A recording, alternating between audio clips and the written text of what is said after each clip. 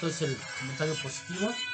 Estamos una vez más para poder compartir una palabra que viene de parte de nuestro Señor Jesucristo.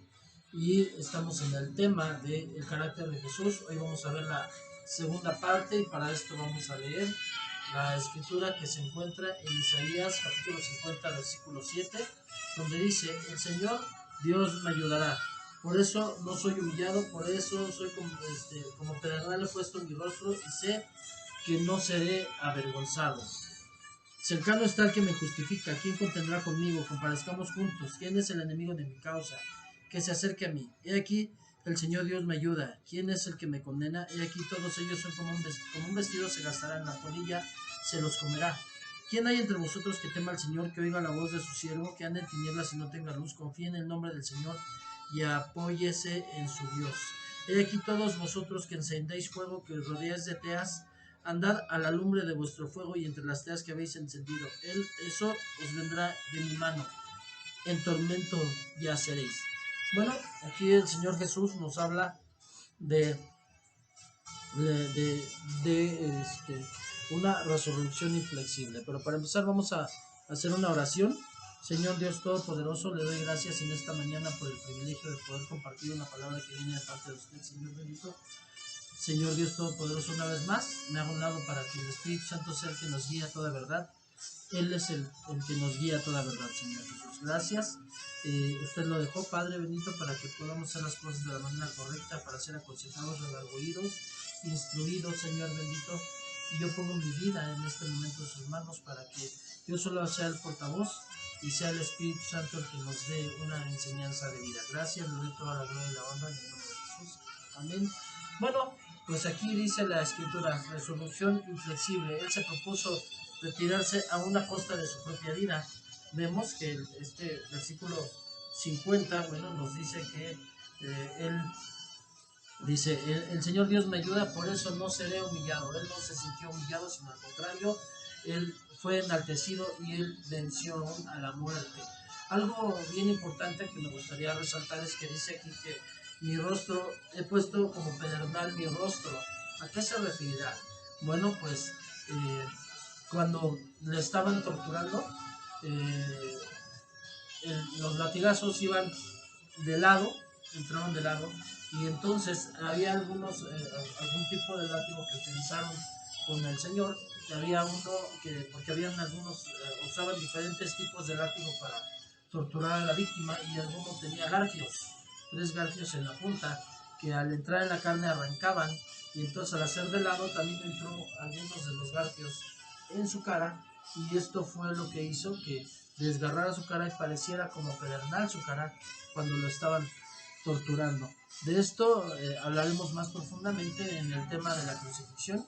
Ahí viene un estudio respecto de los látigos que se usaron con el Señor Jesús,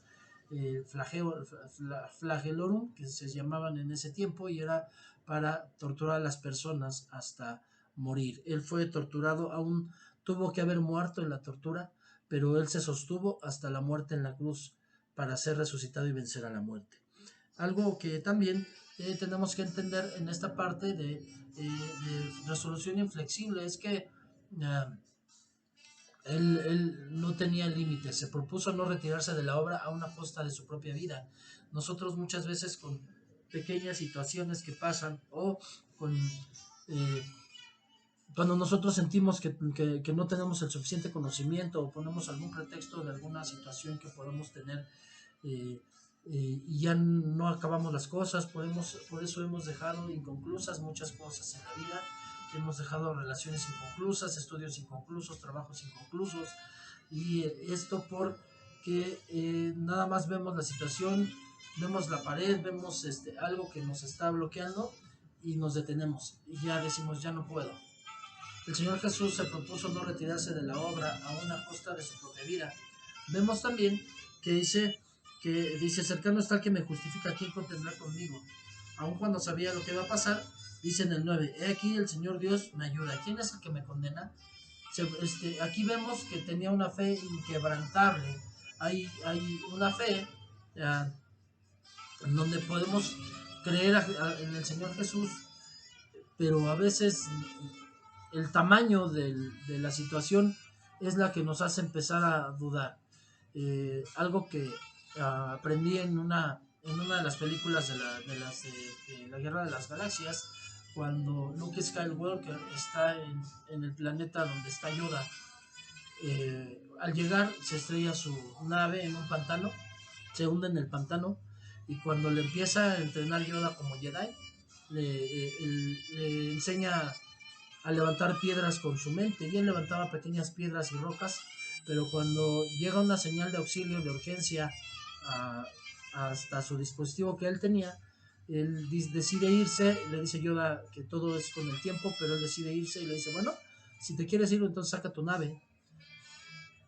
Lucas Skywalker trata de sacarla y medio la mueve con su mente, pero no puede, y entonces Yoda se burla y él le dice, bueno, es que una cosa es levantar piedras y otra cosa es levantar una nave. Y él le dice, bueno, es que el tamaño está en tu mente.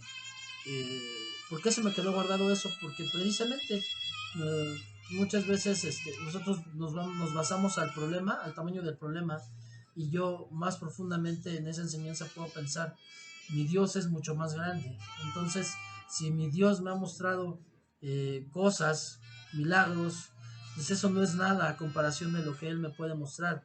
El problema es el tamaño de mi fe. Pues yo lo creo realmente así.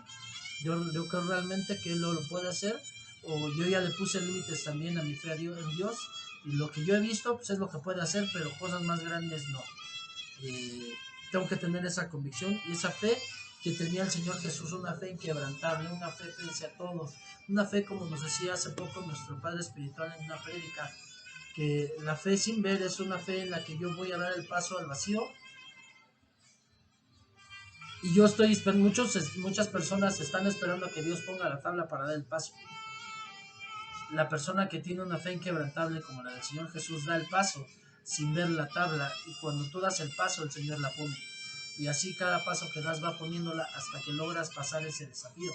Algo que yo le explicaba ayer a mi esposa cuando me compartía un poco de las enseñanzas que le están dando a ella, una enseñanza que he dado muchas veces y que me gusta mucho porque es una enseñanza de vida realmente. Dice que un científico una vez puso en un frasco un mosco, en un frasco transparente, le puso un cristal transparente también en la parte de arriba tapando, y el mosco daba vueltas tratando de salir, chocaba con la pared y chocaba con el techo.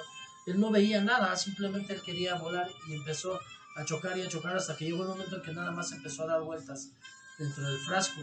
Entonces el científico quita el vidrio y el mosco no se escapó. El mosco, al no ver nada y ver que no podía salir, ya no buscó ni se esforzó en salir, aun cuando ya no había ningún impedimento para que saliera. Cuando nosotros llegamos al Señor Jesucristo, el Señor quitó ese impedimento, ese bloqueo, ya no existe, ya no está, pero nosotros seguimos poniendo límites en donde no los hay. Dice la Escritura, todo lo puedo en Cristo que me fortalece, y si lo dice así, y si Dios no es hombre para que mienta, ni hijo de hombre para que se arrepienta, y él mismo dijo, cosas más grandes que estas haréis. Entonces, ¿dónde están mis límites? Mis límites me los pongo yo, pero el Señor Jesús me enseña que, que hay una fe inquebrantable.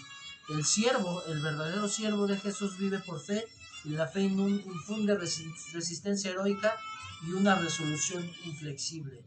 Resistencia heroica es una resistencia mucho más allá de lo que podemos imaginar, y una resolución inflexible es que no importa la situación, no importa el problema, no importa, como dice el Salmo, aunque ande en valle de sombra de muerte, no temeré mal alguno, porque su vara y su callado me infundirán aliento. Quiere decir esto que, como dice Mateo 28:20, Él estará conmigo todos los días hasta el fin del mundo. Después, una escritura que recientemente leímos en nuestra lectura sabatina, Juan 2:13 al 17. Juan 2:13 al 17 nos dice, Juan 2:13 al 17, dice, la Pascua de los judíos estaba cerca y Jesús subió a Jerusalén y encontró en el templo a los que vendían bueyes, ovejas, palomas y a los que cambiaban dinero allí sentados. Haciendo una sota de cuerdas, echó a todos fuera del templo con las ovejas y los bueyes, desparramó las monedas de los cambistas y volcó las mesas. Y dijo a los que vendían palomas, quitad aquí esto de aquí, no hagáis de la casa de mi padre una casa de comercio. Sus discípulos se acordaron de que estaba escrito: el celo por tu casa me consumirá. Bueno, la explicación de esto, si quieren, pueden ver nuestros videos sabatinos para poder ver un poco más, pero aquí el punto es el celo por Dios, el celo que él mostraba por las cosas santas, por las cosas de su padre. Y cuando nosotros muchas veces nos reímos de un chiste que le falta el respeto a Dios, o nos quedamos con la gente que le está faltando el respeto a Dios porque no me vean como un religioso, como un cristianito, que no me digan, que me da vergüenza que me digan el aleluya, cuando vemos que el Señor Jesús tenía un celo por las cosas del Padre, de mi Padre, Dios. El Señor Jesús tenía ese celo, y ese celo es el que me muestra que yo debo de tener hacia las cosas de mi Dios, las cosas de mi Señor Jesucristo. En vez de avergonzarse, los primeros cristianos, cuando les empezaron a decir cristianos, dice la escritura que primero les decían discípulos. Un dato importante es que 3 veces se les dice cristianos a los discípulos en el Nuevo Testamento, y 333 veces se les dice discípulos. ¿Qué quiere decir esto? La gran diferencia la hace que un discípulo es un alumno de su maestro, que también ya lo estudiamos aquí en la vida de un discípulo, y que tenemos que vivir como el Señor enseña. Y que en ese tiempo, cuando empezaron a decir cristiano, era una manera despectiva, como burlándose, pero los primeros cristianos con orgullo dijeron: sí, sí lo soy. Ahora cuando a mí me dicen aleluya o ahí va el cristianito, con orgullo digo: sí, sí lo soy, porque he aprendido a tener ese celo que tuvo el Señor Jesús del Padre. Y eso me hace también defender la fe de alguna manera, que fue mi tabla de salvación en el tiempo en que yo fui apóstata, que yo me alejé del Señor Jesús y que volví al pecado hace años. Cuando yo escuchaba que alguien hablaba mal de Dios o de la iglesia, yo me enojaba. Yo les decía: tú y yo estamos mal, pero ellos no. Aún podrían estar en pecado, pero están buscando lo correcto, lo que tú y yo no estamos haciendo. Yo creo, y el Señor me mostró que eso fue mi tabla de salvación, para que el Señor me pudiera dar una nueva oportunidad. Y ahora aquí estamos, dándole la gloria y entendiendo hoy lo que es el celo por Dios. Y bueno, también entonces entendemos que así como el Señor Jesús respeta y hace que se respete a su Padre, el verdadero siervo respeta y hace que se respete al Padre. Amén. Bueno, otra característica del carácter de nuestro Señor Jesucristo es ser líder. Esto lo vemos, otra vez vamos al libro de Isaías. Ahora vamos en el versículo 61, donde dice la palabra en el versículo 1 y 2, dice la palabra. Esto precisamente fue lo que el Señor Jesús leyó cuando inició su ministerio. Dice la escritura: el Espíritu del Señor Dios está sobre mí, porque me ha ungido el Señor para traer buenas nuevas a los afligidos, me ha enviado para vendar a los quebrantados de corazón, para proclamar libertad a los cautivos y liberación a los prisioneros, para proclamar el año favorable del Señor, el día de la venganza de nuestro Dios, para consolar a todos los que lloran, y etcétera. Bueno, aquí lo importante, primero, es entender algo. En la cultura judía, los sábados, que es por lo cual, esta es la razón por la cual estamos haciendo los videos sabatinos de lectura bíblica, los hebreos tenían la costumbre de reunirse los sábados en la sinagoga, que sinagoga quiere decir casa de oración, a leer una porción bíblica y comentarla. Ahora, no es porque ellos lo hicieran, sino que el Señor Jesús era algo que hacía regularmente. ¿Por qué entendemos esto? Bueno, porque una persona no podía leer una porción de la Biblia si no era parte de esa comunidad. O sea, aun cuando sea nacido judío, una persona, digamos, que llega aquí a México hoy, también todavía sigue practicando, es nuevo y empieza y se integra a una comunidad, hasta que no sea parte de la comunidad, se le da esa responsabilidad, se le delega la oportunidad de que pueda leer una porción de la Biblia. O sea, tiene que ser alguien conocido para poder leer una porción de la Biblia y comentarla en el Shabbat, en ese lugar. Es como aquí, en mi cobertura, cuando nosotros, hoy por la pandemia se ha detenido el ministerio de consolidación, pero en realidad cuando una persona llega para que pueda poder ser parte del ministerio, del servicio en la iglesia, bueno, pues tiene que pasar por consolidación. ¿Cuál es la importancia de que pase? Bueno, tener la visión de la casa. Obviamente no se está obligando, sino se le está mostrando para que comparta la visión de la casa, y si no está de acuerdo, pues libremente puede salir. Pero pero la idea es que tenga la visión de la casa para que no llegue con porque muchos obviamente llegan ya con un conocimiento previo habiendo llegado a otra iglesia, y pueden empezar a enseñar cosas que pueden ser incorrectas, no porque creamos que sea mentiroso, sino porque sabemos que hay mucha apostasía en la iglesia y han enseñado cosas incorrectas. Entonces el tener un filtro que es consolidación es cuidar la sana enseñanza que se está dando en casa. Entonces, eso se hace aún hoy. Entonces, un nuevo no llega directamente a empezar a servir porque puede dañar, porque puede dar ideas erróneas, incorrectas.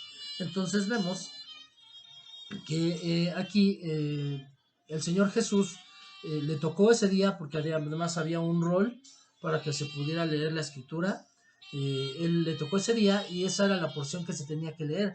Es como yo, si estoy leyendo de continuo la Biblia los sábados, pues no les voy a leer ahorita el sábado Mateo 13, porque todavía no llegamos ahí, estamos leyendo Juan, entonces vamos a leer lo que sigue. Entonces así el Señor Jesús leyó esta parte, era la que seguía en ese momento, y no fue casualidad, es causalidad delante de Dios, diosidencia yo le llamo. ¿Por qué? Porque Dios lo hizo así, Dios lo tenía preparado, que al Señor Jesús le tocara ese día y le diera esa porción de la palabra, y es donde el Señor Jesús nos muestra sin rodeos la pluralidad de su misión y el perfil integral de su liderazgo. El verdadero liderazgo para el Señor Jesús es un ejercicio liberador de amor, en donde nos convierte en servidores de los demás. Dice, yo no vine para servir, sino para ser servido. Digo, para ser servido, sino para servir, perdón. Dice, yo no vine para ser servido, sino para servir. Siendo el Rey de Reyes y Señor de Señores, Él vino para servir. Y lo vemos cuando lava los pies de sus discípulos. Y en otras muchas ocasiones, como cuando dio de comer a muchas personas, Él vino a servir. Cuando Él permitió que Pedro y los demás que no habían pescado nada, se rompieran las redes de todo lo que pescaron. Entonces, vemos que el liderazgo en el Señor Jesús es un ejercicio liberador de amor que nos convierte en servidores, sin ambición personal, sin corrupción, sin autoritarismo servil, cosa que es la manera de liderar en el mundo, pero que también vemos mucho ya en la iglesia. Personas que tienen una ambición personal, que están por sí mismos. Esa parte la vamos a leer en la lectura sabatina, en Juan, cuando habla de yo soy el buen pastor. El buen pastor, vamos a leer esa escritura porque ha sido mucho mal entendida, no se ha leído correctamente en el contexto, y lo vamos a leer en el contexto para ver la ambición personal y el mal pastor que hace de la palabra su medio de vida, en vez de un medio de vida para otros, por la manera en que Dios te va a usar. Sin corrupción. Hay pastores que se corrompen hoy con el gobierno para quizás pagar menos impuestos, o se corrompen haciendo cosas indebidas, incorrectas. Se ha demostrado que ha habido pastores que han estado coludidos con el narco, etcétera. Entonces, corrupción, empieza a entrar la corrupción a la iglesia, y un autoritarismo servil. ¿Qué es un autoritarismo servil? Para mí, los que están arriba, me les pongo de tapete, pero para los que están abajo los maltrato, los humillo, soy dedo nada más, no les muestro cómo, yo nada más quiero dar órdenes y que los demás hagan. Y yo los maltrato. Muchos ni siquiera tienen un cargo ni de líder, sino solamente es el auxiliar quizás del líder. Se les da un cargo y se suben en un papel y se marean. Y ya sienten que pueden humillar a todo mundo. O sea, ni siendo apóstol, tendría que ser eso. El Señor Jesús es el apóstol de apóstoles, es el Rey de Reyes, es el Señor de Señores. Y Él no hizo esto, y Él nos enseñó que esa no es la manera de enseñar, sino con amor. Esa es la diferencia. Lo vemos más claramente Marcos 1, 21 al 28. Marcos 1, 21 al 28 dice la palabra. Entraron a Capernaum y enseguida, en el día de reposo, entrando Jesús en la sinagoga, comenzó a enseñar. Y se admiraban de su enseñanza, porque les enseñaba como quien tiene autoridad y no como los escribas. Y aquí estaba en la sinagoga de ellos un hombre con espíritu inmundo, el cual comenzó a gritar diciendo: ¿qué tenemos que ver contigo, Jesús de Nazaret? ¿Has venido a destruirnos? Yo sé quién eres, el Santo de Dios. Y diciendo, el Señor lo reprendió diciendo: cállate y sal de él. Entonces el espíritu inmundo, causándole convulsiones, gritó a gran voz y salió de él, y todos se asombraron de tal manera que discutían entre sí diciendo: ¿qué es esto? ¿Una nueva enseñanza con una nueva autoridad? Él manda a los espíritus, aún a los espíritus inmundos, y le obedecen. Y enseguida su fama se extendió por todas partes, por toda la región alrededor de Galilea. Entonces vemos una autoridad sin autoritarismo servil, pero mostrando de alguna manera el amor que da, pero también vemos que tenía autoridad, Los demás se espantaron de ver de la manera en que el espíritu inmundo que estaba en esta persona obedeció al Señor y salió de él. Y vemos aquí que se admiraban de cómo enseñaba. Se admiraban, ¿por qué? Porque tenía autoridad aún sobre los demonios, pero también porque les declaró claramente y aún con su forma de vivir el bien y el mal. Algo que subrayo mucho y algo que me mostraba el Señor es que había dos corrientes de enseñanza en Israel, que eran los escribas y eran los fariseos. En esta parte vemos que de los escribas nunca dijo nada al Señor Jesús en el aspecto de que estuvieran enseñando lo correcto, pero los fariseos sí. Él dijo: hagan lo que dicen, pero no lo que hacen. Quiere decir que había una enseñanza correcta en los fariseos, pero el problema del fariseo es que no vivía lo que enseñaba. Dice en otra parte: sepulcros blanqueados, que por fuera están muy bonitos, pero por dentro están llenos de su pudrición. Eso es una persona que enseña, pero no vive. Una persona que conoce la palabra al revés y al derecho, pero que su forma de vivir no es acorde con lo que está enseñando, que no es íntegro su forma de vivir con su forma de enseñar, con lo que él enseña. Entonces, el Señor Jesús declaraba el bien y el mal, nos enseñaba la diferencia del pecado y la rectitud, pero con la autoridad que le da el que realmente él sabía que estaba viviendo lo que enseñaba y no tenía miedo a las consecuencias. ¿Por qué? Porque como hoy les compartía a los hermanos del grupo del ministerio en el cual servimos en la iglesia, Pablo dice: me he vuelto enemigo de ustedes por declararles la verdad. Entonces, en esta parte es duro, sí, pero no tiene miedo a las consecuencias. El Señor Jesús, por enseñar la verdad, se hizo de enemigos que lo llevaron hasta la cruz.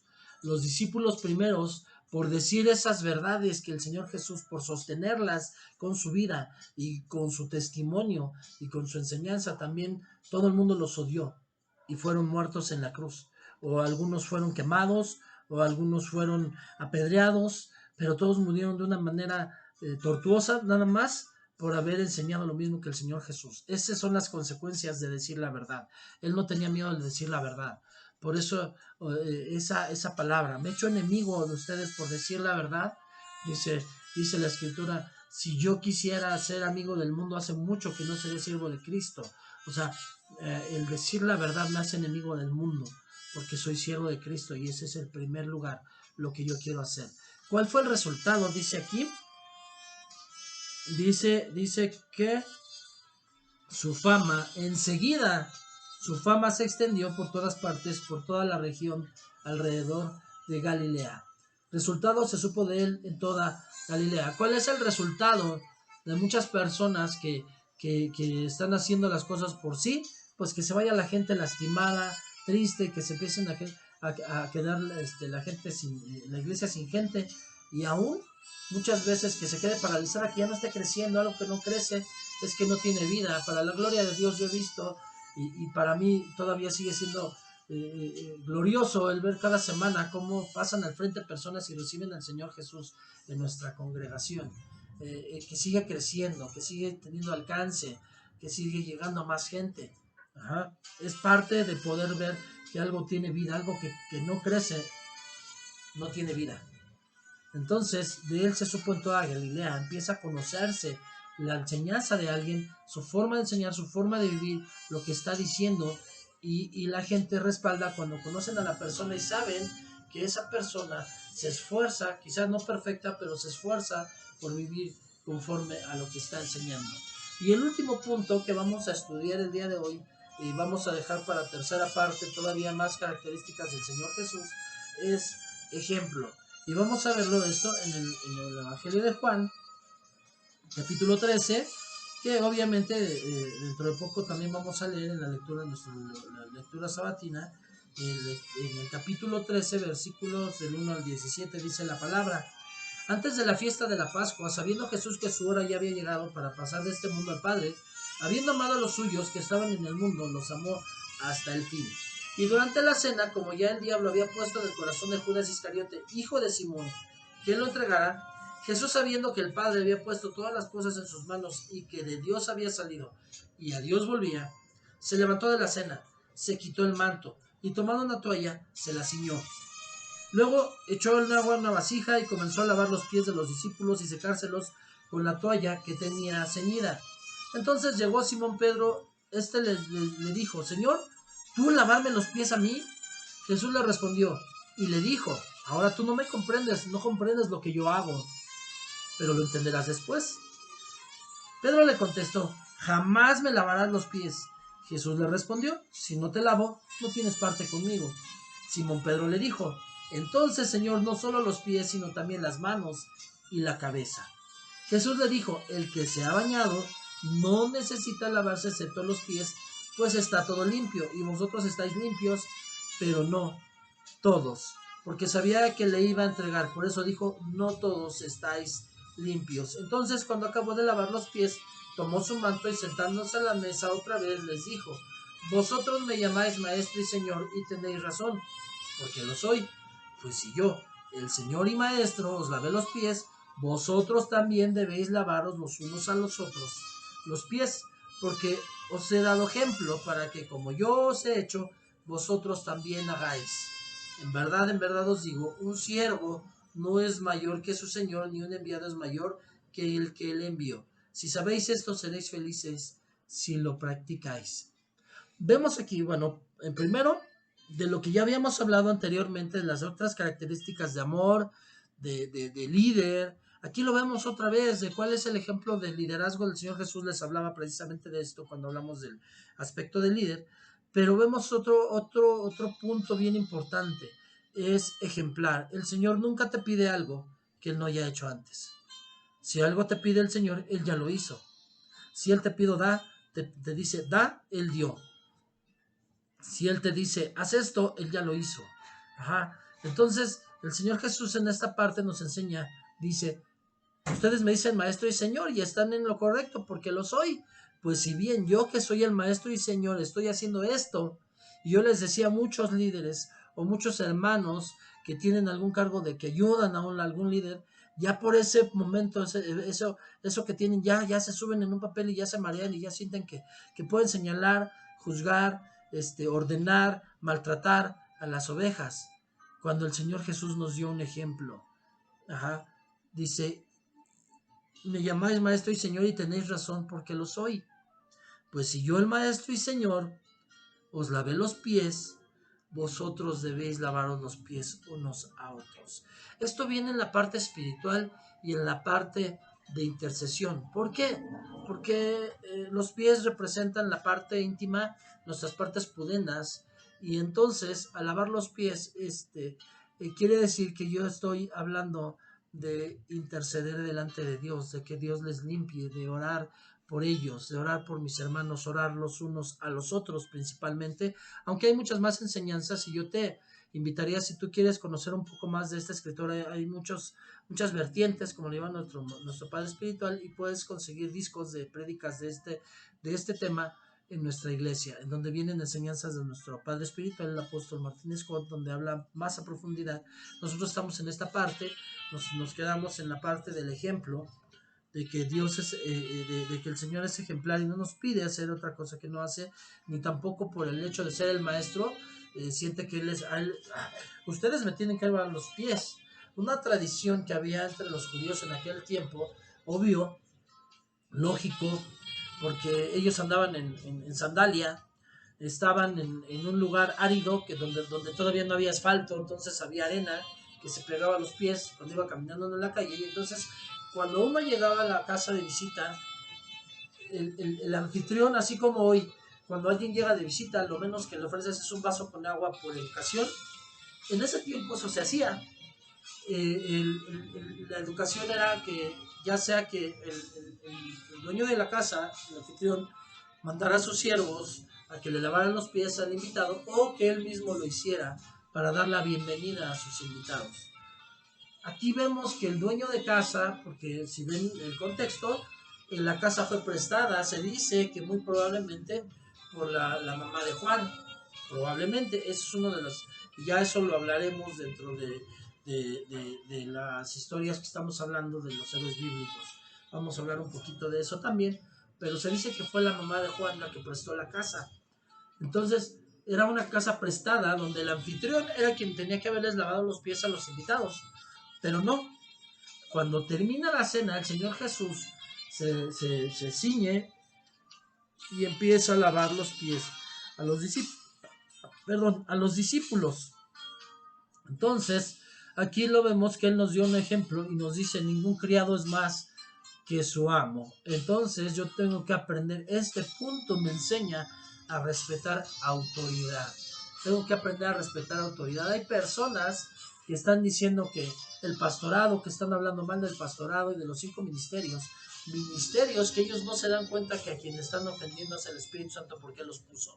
Si hay un pastor que está haciendo algo incorrecto, algo malo, él tiene la escritura y él tiene que estar con Dios. Lo que yo tengo que hacer, que me enseñe esta escritura, es que yo tengo que orar por él, interceder por él, limpiar sus pies para que pueda entrar al trono de gracia, no criticarlo, no hablar mal de él, no faltarle al respeto, no desobedecerle si es mi cobertura, menos que me esté diciendo que haga algo que vaya en contra de lo que el Señor Jesús me dice.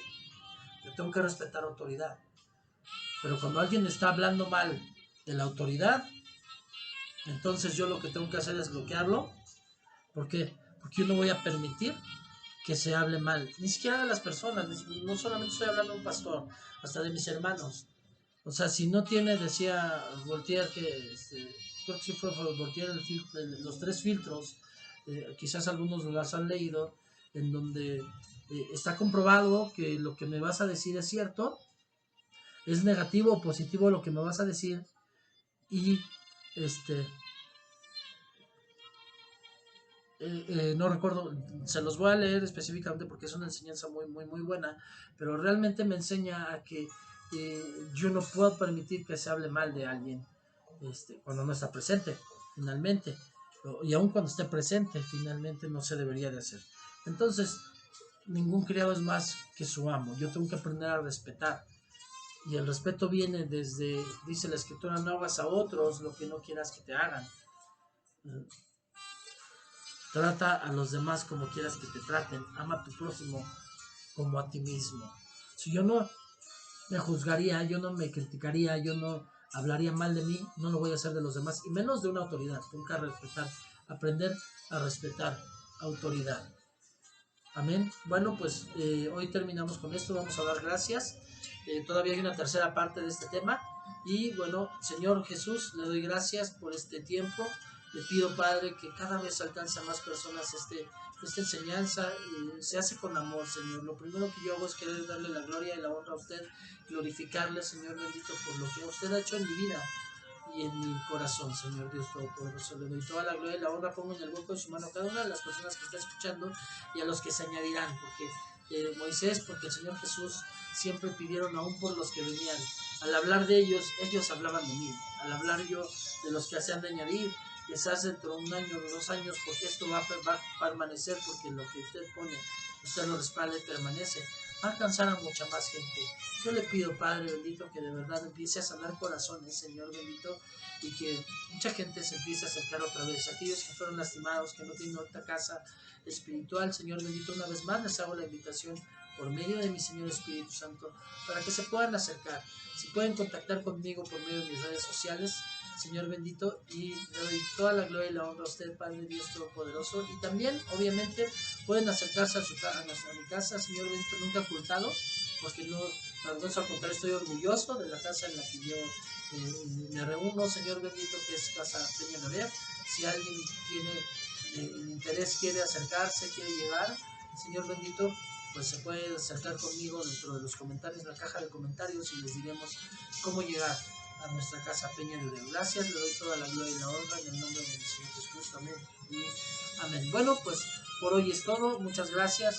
Nos vemos a la próxima. El viernes nos estaremos viendo para continuar con el tema de los héroes de la fe. Y el sábado, para continuar la lectura de la Biblia, estamos leyendo el Evangelio de Juan. Que Dios les bendiga.